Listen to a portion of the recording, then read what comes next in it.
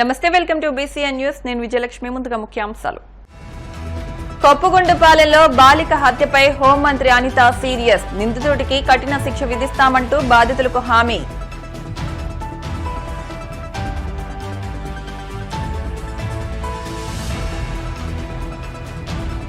తెలుగు రాష్ట్రాల ముఖ్యమంత్రుల భేటీపై మాజీ ఎంపీ భరత్ ఆగ్రహం. కేంద్ర ప్రమేయం లేకుండా చర్చించుకుంటే ప్రయోజనమేమిటంటూ సూటి ప్రశ్న.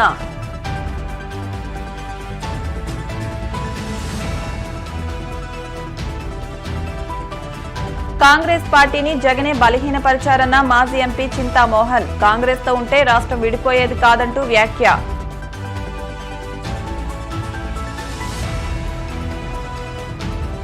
ధనిక రాష్ట్రాన్ని కేసీఆర్ అప్పులపాలు చేశారన్న తెలంగాణ మంత్రి జూపల్లి కృష్ణారావు. రాహుల్ గాంధీ గురించి మాట్లాడే నైతిక హక్కు బీజేపీ బీఆర్ఎస్ కు లేదంటూ వ్యాఖ్య. అనకాపల్లి జిల్లా కొప్పుగుండపాలెంలో బాలిక హత్యపై హోంమంత్రి వంగలపూడి అనిత సీరియస్ అయ్యారు. ఈ ఘటన దురదృష్టకరమని ఆమె ఆవేదన వ్యక్తం చేశారు. నిందితుడి కోసం ప్రత్యేక పోలీసు బృందాలు రంగంలోకి దిగినట్లు హోంమంత్రి అనిత చెప్పారు. పరారీలో ఉన్న నిందితుడిని ఎట్టి పరిస్థితుల్లో వదిలిపెట్టేది లేదని, ఈ కేసులో పోలీసులు నిర్లక్ష్యంగా వ్యవహరిస్తే చర్యలు తీసుకుంటామని హెచ్చరించారు. ముఖ్యమంత్రి చంద్రబాబుతో మాట్లాడి బాధిత కుటుంబానికి తగిన న్యాయం చేస్తామని ఆమె హామీ ఇచ్చారు. ఈ సందర్భంగా చీరాల ఘటనలో నిందితుడిని 36 గంటల్లోనే పట్టుకున్న విషయాన్ని గుర్తు చేశారు. ఆంధ్రప్రదేశ్ రాష్ట్రంలో గంజాయి, డ్రగ్స్ పై ఉక్కుపాదం మోపుతామని, యువత మత్తు పదార్థాలకు బానిస కావద్దని చెప్పారు. మైనర్ బాలికని 9వ తరగతి చదువుతున్న ఒక మైనర్ బాలికని అతి కిరాతకంగా హత్య చేయడం అనేది మనందరం కూడా చూస్తున్నాము. అక్కడ ఆల్రెడీ టీమ్స్ కూడా దాని మీద వేస్తున్నాము. ఎస్పీ గారితో నేను ఇన్ఫర్మేషన్ తెలిసిన వెంటనే ఎస్పీ గారితో నేను మాట్లాడి పొజిషన్ ఏంటని కూడా కనుక్కోవడం జరిగింది. విషయం ఏంటంటే, ఏదైతే ఒక అమ్మాయి ఇంతకు ముందు ఆ అమ్మాయిని ఇబ్బంది పెట్టి పోక్సో చట్టం ద్వారా అబ్బాయి జైలుకి కూడా వెళ్ళాడు. మొన్న రిమాండ్ కూడా పంపించారు. మొన్న రీసెంట్ గా ఒక 15 రోజుల క్రితం అతను జైలు నుంచి బెయిల్ మీద బయటకు వచ్చాడు. వచ్చిన తర్వాత ఆ అమ్మాయిని హత్య చేయడం జరిగింది. దానికి సంబంధించి ఇంచుమించుగా 18 పేజీల వాంగ్మూలం కూడా వాంగ్మూలం ఒక లెటర్ కూడా పెట్టున్నాడు అక్కడ. అతనైతే ఇప్పుడు మనకి పరారిలో ఉన్నాడు. ఎట్టి పరిస్థితుల్లోని కూడా పోలీస్ డిపార్ట్మెంట్ అంతా కూడా సుమారుగా 8-9 బృందాలు కూడా ఏర్పాటు చేయడం జరిగింది. అన్ని బృందాలు కూడా ఈ రోజు అతనికి పట్టుకోవడానికి ప్రయత్నం కాదు, ఎట్టి పరిస్థితులు పట్టుకొని తీరుతాయి. ఎందుకంటే ఎవరు చట్టం ముందు ఎవరు కూడా తప్పించుకునే పరిస్థితికి లేదు. డెఫినెట్ గా ఎవడైతే హత్య చేశాడో అతన్ని ఇమీడియట్ గా మేము పట్టుకునే ప్రయత్నం కాదు, పట్టుకొని తీరుతాం. డిపార్ట్మెంట్ వాళ్ళకి కూడా చాలా క్లియర్ ఇన్స్ట్రక్షన్స్ వెళ్ళి చంద్రబాబు నాయుడు గారు, లోకేష్ బాబు గారు, పవన్ కళ్యాణ్ గారు కూడా దీని మీద ఆరా తీయడం జరిగింది, నాతో మాట్లాడడం జరిగింది. డెఫినెట్ గా ఎట్టి పరిస్థితుల్లోని నిందితుడు ఎవరైతే ఉన్నాడో అతి తొందరగా వీలైతే ఈ రోజు రేపట్లోనే నిందితుడిని పట్టుకుని అరెస్ట్ చేసే పరిస్థితి కంపల్సరీగా. నిజంగా అదే కనుక జరిగితే, నిజంగా అమ్మాయి దగ్గర నుంచి కంప్లైంట్ వెళ్ళి ఆ పోలీసులు కనుక పట్టించుకోలేదన్న సంగతి తెలిస్తే డెఫినెట్ గా ఏ పోలీస్ అయితే ఆ పోలీస్ మీద చర్యలు తీసుకుంటాం. అందులో ఎక్కడెక్కడా కూడా బ్యాక్ స్టెప్ వేసే పరిస్థితి లేదు. కానీ మాకు వచ్చిన ఇన్ఫర్మేషన్ ఏంటంటే అటువంటి పరిస్థితి ఏమీ లేదు. చాలా సడన్ వచ్చి అతను హత్య చేసి వెళ్ళాడు అన్నది మాకు వచ్చిన ఇన్ఫర్మేషన్. నిజంగానే వాళ్ళ బ్రదర్ కూడా చాలా ఇనిషియేషన్ తీసుకున్నాడు. ఇంతకు ముందు కూడా తను బెంగళూరులో పనిచేసేవాడు. ఇనిషియేషన్ తీసుకుని ఈ అబ్బాయి ఇంచుమించి 26 సంవత్సరాలు, ఆ అమ్మాయిది చూస్తే 13 సంవత్సరాల వయసు. అవతల నిందితుడు ఎవరైతే ఉన్నాడో అబ్బాయిది కూడా 26-27 సంవత్సరాల వయసు. సో ఈ సిచ్యువేషన్స్ లోనే వాళ్ళ అన్నయ్యకి చాలా సేఫ్ గార్డ్ చేశాడు. కానీ దురదృష్టంతో అమ్మాయిని కాపాడుకోలేకపోయారు. కానీ ఎట్టి పరిస్థితుల్లో నిందితుని అయితే కంపల్సరీగా చంద్రబాబు నాయుడు గారితో మాట్లాడతాం. ఎటువంటి పరిస్థితుల్లో అమ్మాయి చిన్నపిల్ల, మైనర్ బాలిక, ఆ అమ్మాయికి ప్రభుత్వం నుంచి అందాల్సిన సహాయ సహకారాలన్నీ కూడా అందిస్తాం. చాలా సంఘటనలు జరుగుతున్న సందర్భంలో పోలీస్ డిపార్ట్మెంట్ వాళ్ళు కూడా చాలా ఫర్మ్ గా ఉన్నారు. లాస్ట్ టైం మీరు చూసారు, చీరాల సంఘటన జరిగింది. చీరాల సంఘటన జరిగిన తర్వాత సుమారుగా 36 గంటలు నిందితులను పట్టుకుని మేము రిమాండ్ కూడా పంపించుకోవడం జరిగింది. ఎక్కడ ఏమి జరిగినా చాలా యాక్టివ్ గా పోలీస్ డిపార్ట్మెంట్ వాళ్ళు పనిచేస్తున్నారు. ఎక్కడ జరగకుండా ఉండే బాధ్యత కూడా తీసుకుంటున్నాం.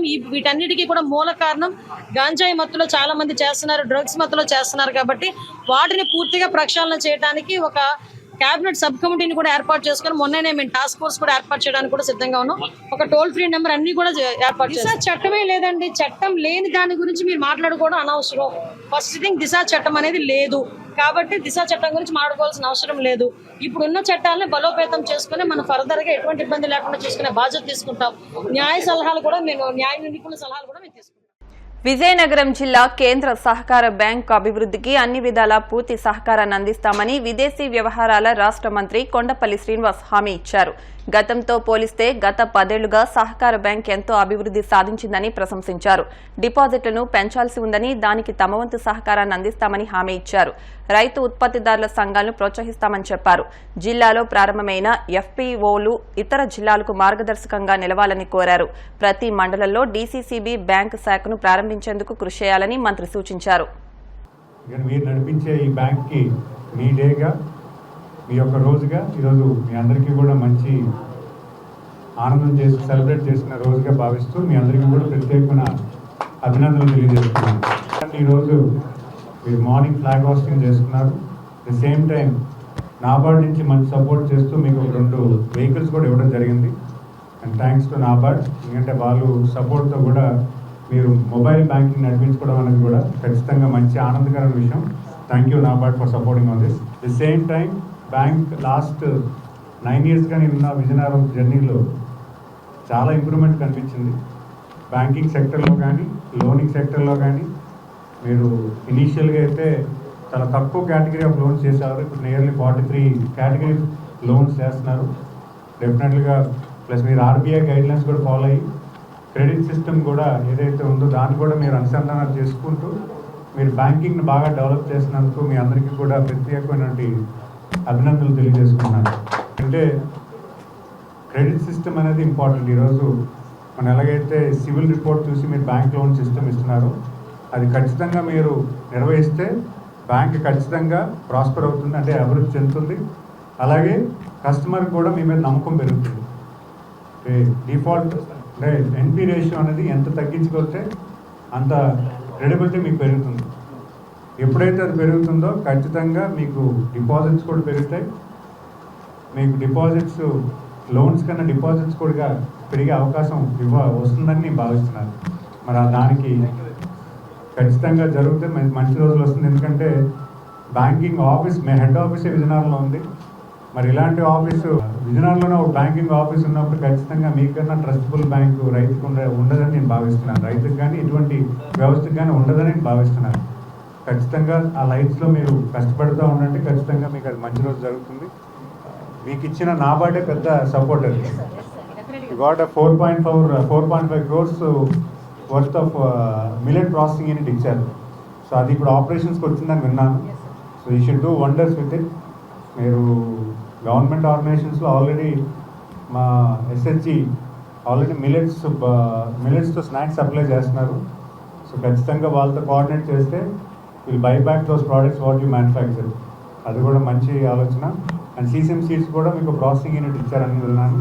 అది కూడా చాలా మంచిది. మీరు ఎఫ్పిఓస్కి ఒక ఆదర్శపూర్తంగా ఉండాలని కోరుకుంటున్నాను. ఎందుకంటే మీకు ఇచ్చిన సపోర్టు ఏ జిల్లాలో ఇచ్చారో లేదో నాకు తెలియదు, కానీ ఇక్కడైతే మాత్రం మీకు దొరికింది. మీ స్ఫూర్తి ఆర్గనైజేషన్ మీద అంత నమ్మకం పెట్టి నాబార్డ్ ఎంత సపోర్ట్ చేసిందంటే మీరు it should be a role model for the entire state.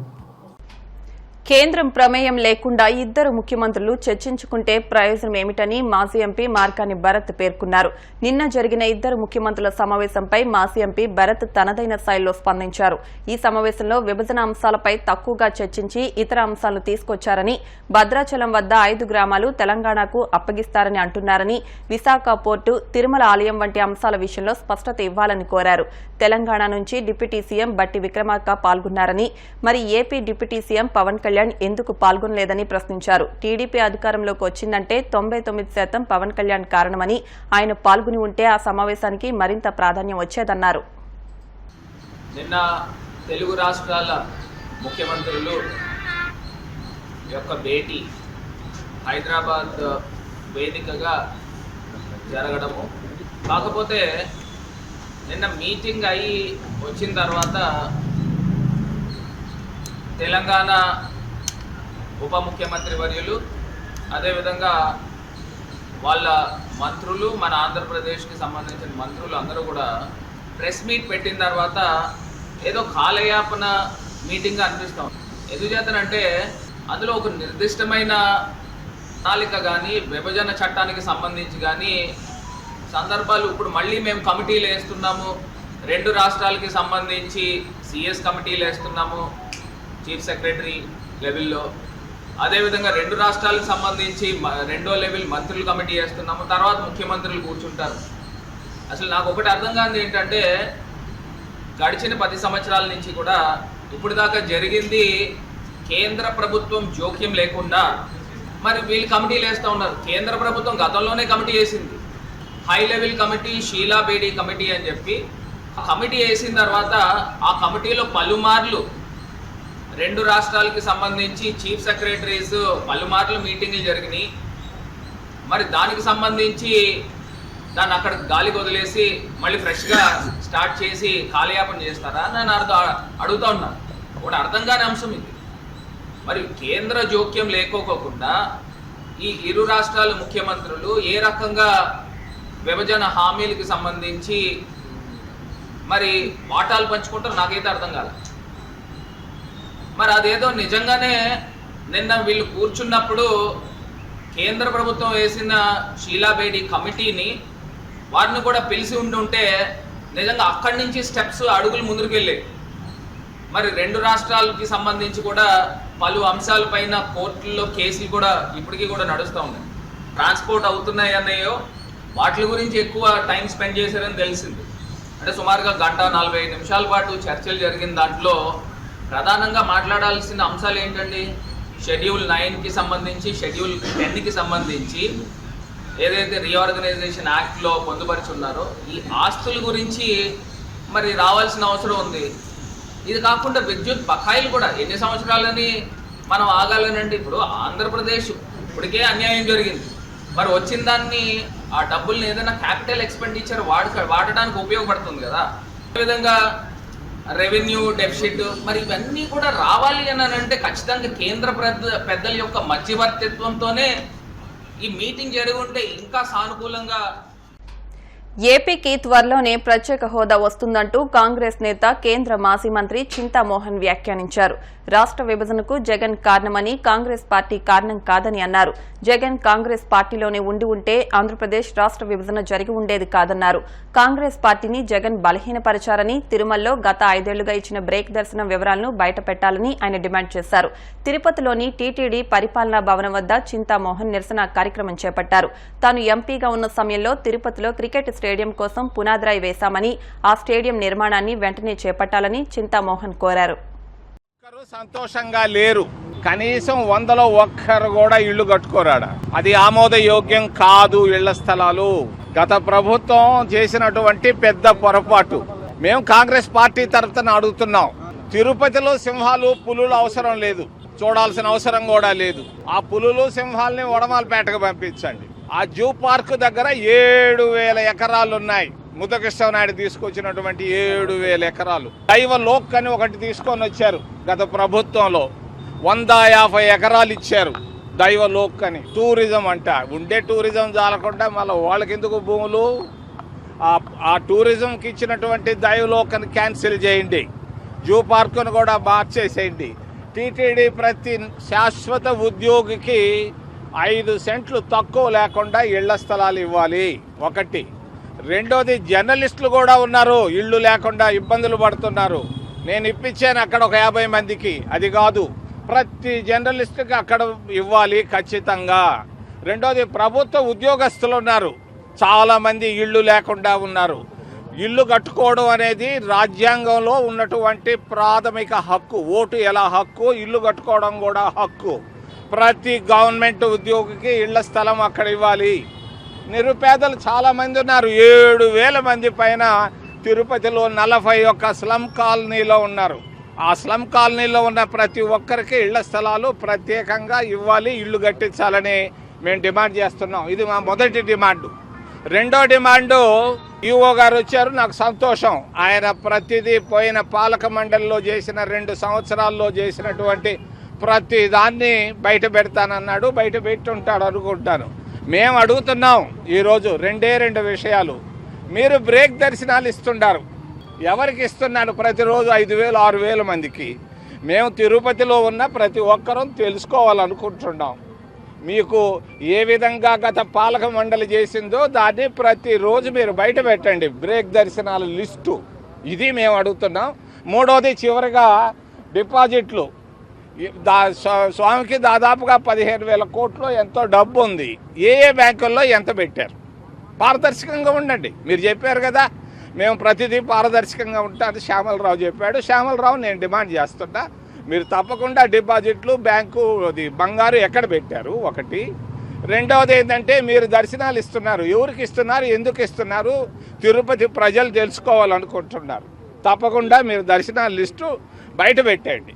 మూడవది ఇళ్ల స్థలాలు టీటీడీ వాళ్ళకి అది ఆమోదయోగ్యం కాదు, వాళ్ళకి దమ్ము లేదు, ధైర్యం లేదు చెప్పేదానికి. నాకు ధైర్యం ఉంది, ఎవరికి ఇష్టం లేదు, అది క్యాన్సిల్ చేసి అక్కడ మీరు ఇచ్చినటువంటి దైవ ఆడిచ్చేసేయండి. దర్జాగా మా వాళ్ళు సంవత్సరం లోపల కట్టుకుంటారు. టీటీడీ స్టాఫ్కి దాన్ని కొట్టి క్యాన్సిల్ చేసి అక్కడ ఇచ్చేయండి.